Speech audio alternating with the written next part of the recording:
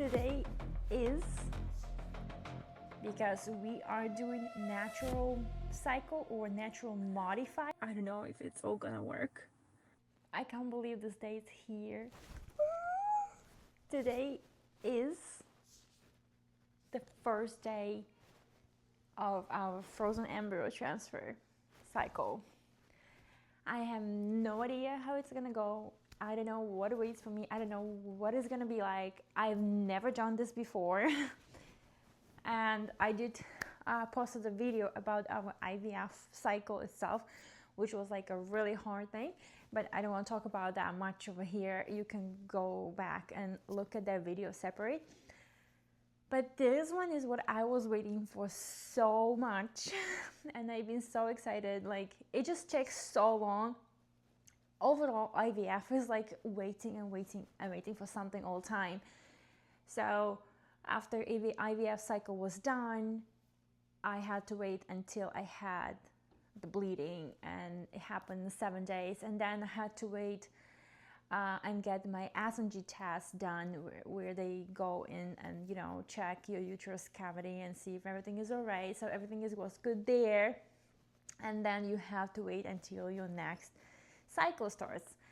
And after IVF cycle, that was like, it's like a big, I don't know how to tell you, like,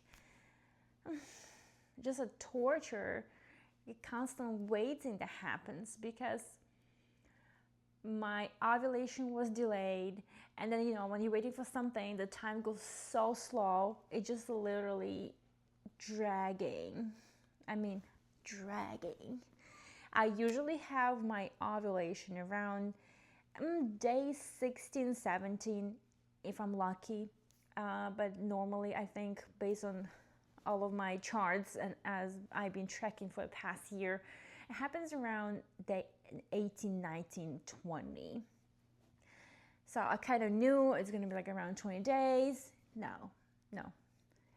It was on the day 24 that I finally had my ovulation. And I had so much anxiety. I was like, what's going on? As my body messed up and my hormones messed up. But no, apparently it happened. But once ovulation happens, my body works like a clock. I will have 12 days luteal phase. And then on day 13, I will have my period. It's like non-negotiable. Regardless at what day of the cycle my ovulation happened, my period come on the day 13 after I had my ovulation, which is so predictable. So I started my cycle, yes, last night. It is 10:44 a.m. Sunday. I'm about to call my clinic because they told me to call as soon as I get my period. And if it happens after 5 p.m., I'm supposed to call the very next day, even if it's a weekend. So I'm about to call them now and let them know that I started my cycle. They then going to schedule my baseline appointment, which is tomorrow morning. And then I'm gonna tell you more as it goes. So my plan is to record every single step. I don't want to make this whole long sit down video about it. I'm just gonna take you through the cycle and everything that happened to me, and I'm sure the time is gonna drag because again, we're gonna wait on my body and follow my body's rhythm rather than anything else, because we are doing natural cycle or natural modify, how they call it, because I am going to have a trigger shot of Evidral, which I believe they're going to monitor my follicles, and then when they see that my lining is ready and my follicle is ready to ovulate, they want to make sure that they are the ones trigger the ovulation. Then they can time it for 36 hours. I also have a progesterone suppositories that I'm going to start taking at that time, I believe. And we go from there. So follow me on this journey. It's so exciting, and I don't know, I hope for the good outcome. Apparently nobody knows that, but hope is kind of what gets me excited right now, and just I can follow me on my journey and see what happens.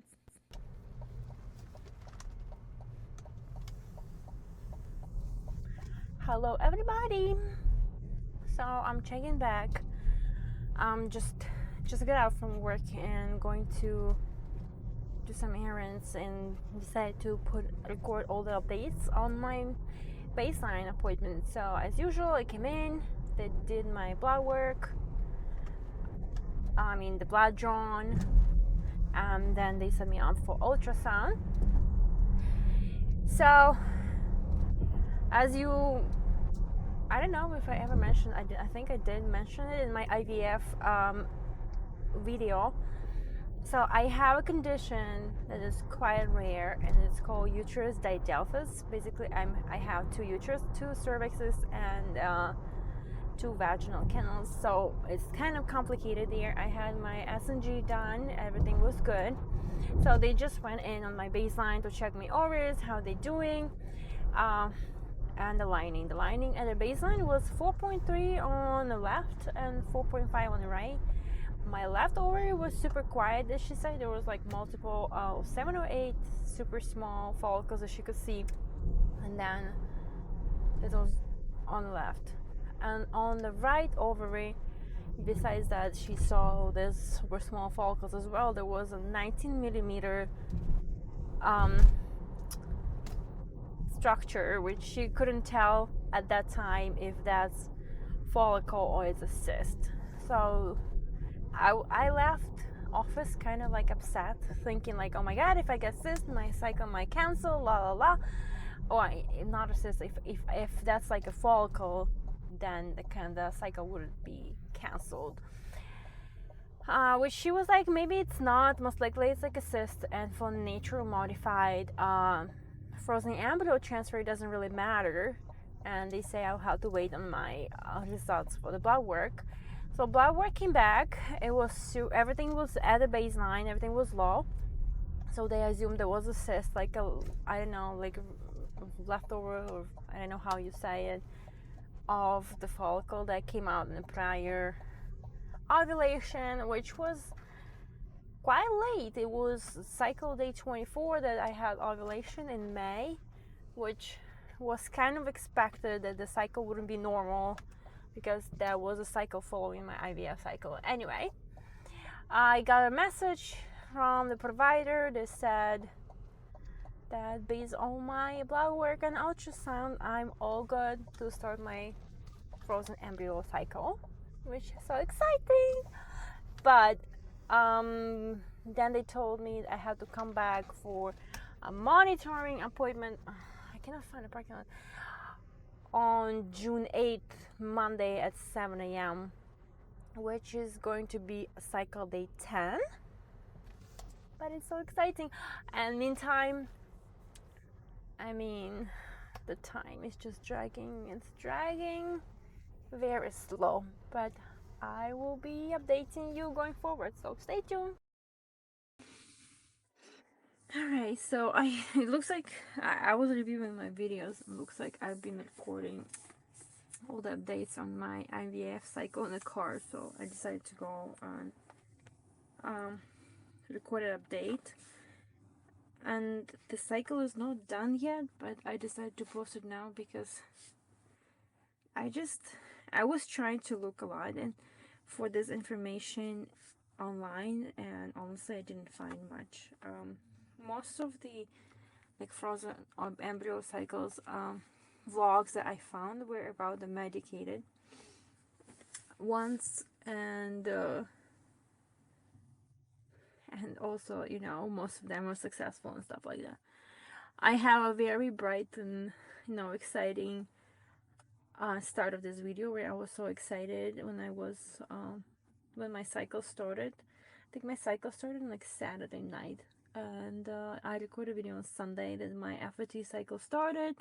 I called the clinic that morning and they scheduled me for baseline blood work and ultrasound on Monday, and everything was like whatever. I had everything on the baseline. And I also want to make this video more useful in terms of like sharing the exact numbers so people can relate. I just feel like I wish I know what other people's numbers are so I can kind of have some expectation. I know everybody's bodies work differently, but you know, I just want to know. So I would just start by saying that in our case, we are dealing with male infertility factor, and that was the reason for our IVF. However, on my side, I mean, I do have two kids, and I conceived regularly. I mean, I conceived naturally before, but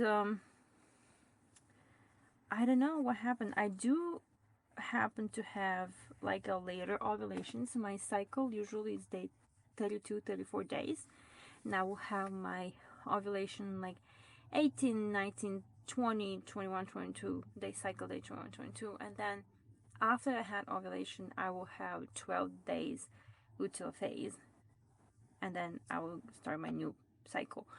So, like, my ovulation day might vary, but from that day to the period, it will be always 12-day luteal phase. On day 13, I'm getting period. That was like a clock because I've been tracking that for over years as we try to conceive naturally.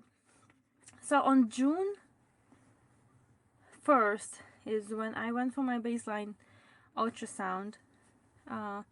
My estradiol was 30, progesterone was 0.16, which is like on the bottom. My LH was 7 and FSH was 5.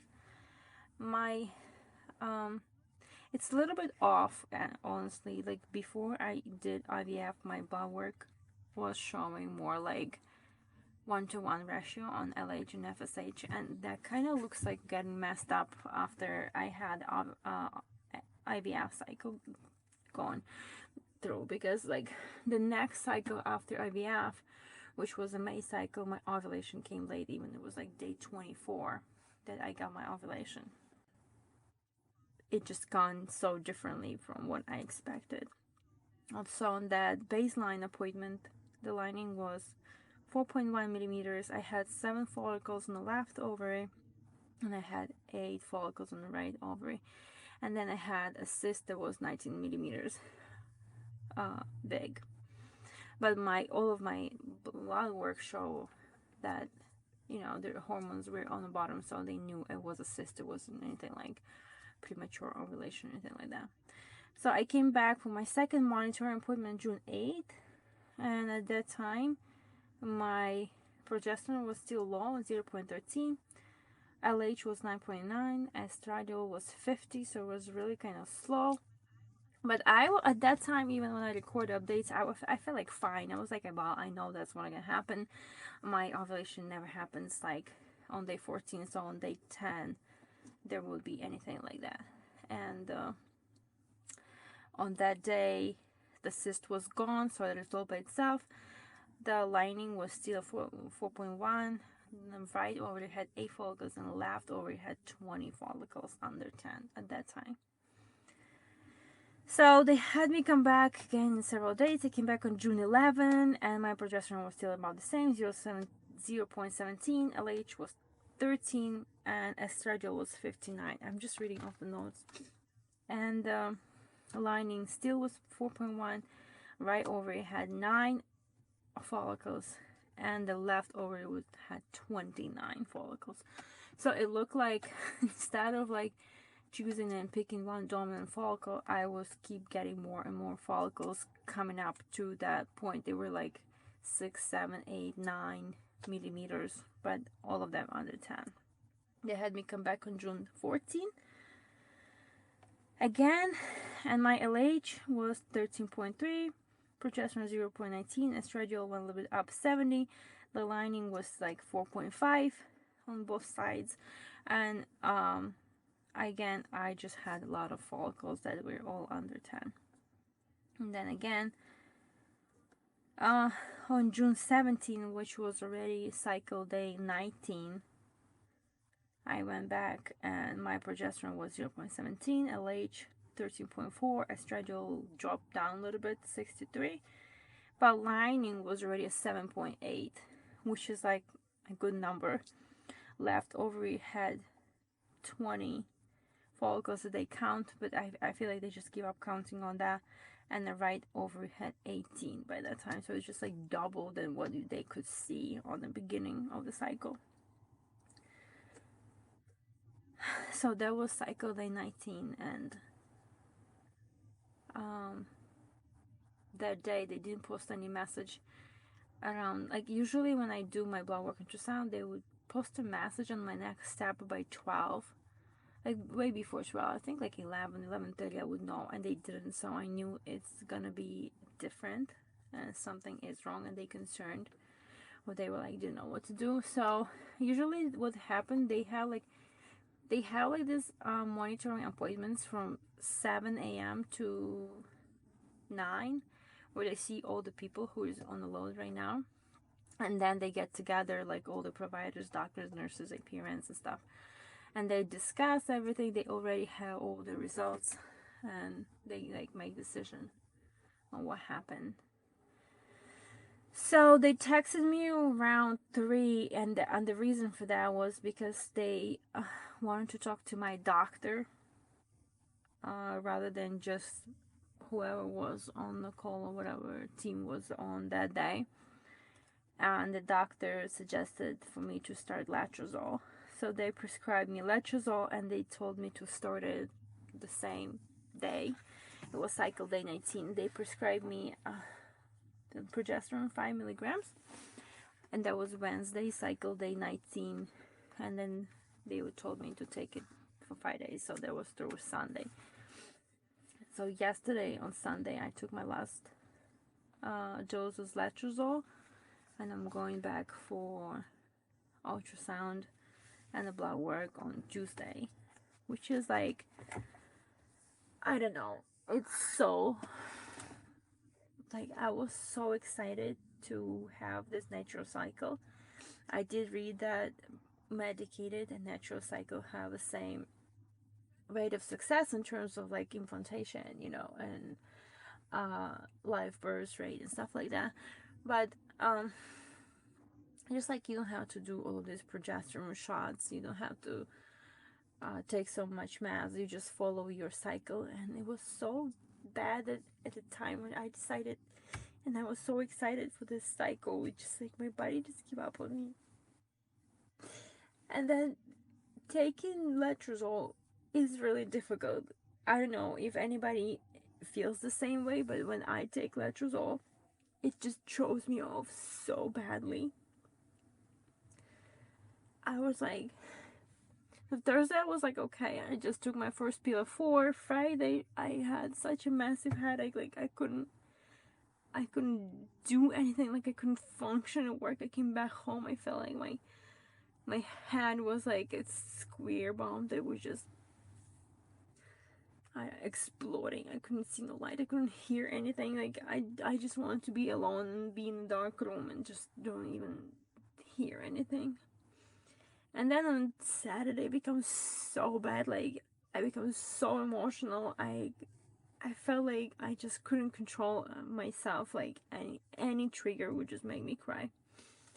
And then it got kind of worse and worse, and yesterday, Sunday, I literally felt like depressed. The first time in my life, probably. I never felt that way. Like it was so horrible. It was just like a feeling of being sad all the time. Like nothing would just get it. I tried to like get out, walk the dog or whatever. I like my husband was talking to me and tried to like offer me different things, like let's go, maybe we go to cinema, let's go watch the movie, or like let's go out, or let's go play soccer, or let's run, like let's do something so you get out from this. But there was like nothing catching my interest, and all I wanted to do was just like lay down and cry, and that's all I wanted to do. It was so bad. I don't know. So I don't know if it's all gonna work. I don't know if we are proceeding or it's gonna be cancelled, or if it worked, because I didn't have, I tried letrozole cycle before, and when I was taking it, last time in February, it was just our like natural kind of cycle on letrozole because they wanted it controlled. So I took letrozole for from day 3 to 7, and they put me like 2.5 milligrams. It didn't work, so they upped me up to 5 milligrams for another 5 days. I did eventually ovulate with 2. I had 2 follicles that were, one was 18 millimeters and one was 20 millimeters. But my lining was 4.7, which was like, and of course I didn't get pregnant that time. So I don't know how letrozole works. When I had my last monitoring appointment, my lining was 7.8. I don't know, is it gonna be staying at that 7.8 or it's gonna drop because I took letrozole? I don't know what's gonna happen. So I have my next appointment tomorrow, and I guess I will just update you guys further on how it works and if this natural modified frozen embryo transfer cycle is even gonna work. So that's where we are right now, and I'm gonna share my updates tomorrow. I don't know what the update is gonna be. Maybe they're gonna cancel it, or they're gonna see something good and we're gonna continue on it. So I will update you tomorrow. Even if it has to be like a short video, I still gonna post a short video tomorrow on that. Or the worst case is like if they see progress, there's like at least something like a leading follicle and they want one more monitoring appointment, I probably gonna wait for one more, and then I would just put one together until if it worked and we continue, I will do updates. I will combine those appointments and just put update until I feel like I'll be ready for a trigger shot.